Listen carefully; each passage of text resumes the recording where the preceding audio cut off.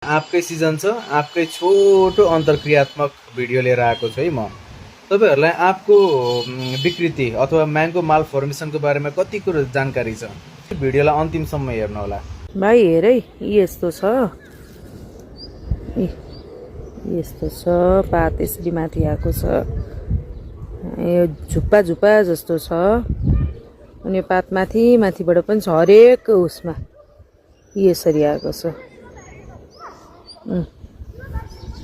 अब यो मलाई पनि डाउट लाग्यो तसँग कुरा गरे हो, यस्तो यस्तो कालो कालो पनि छ, हेर्न है के भएको।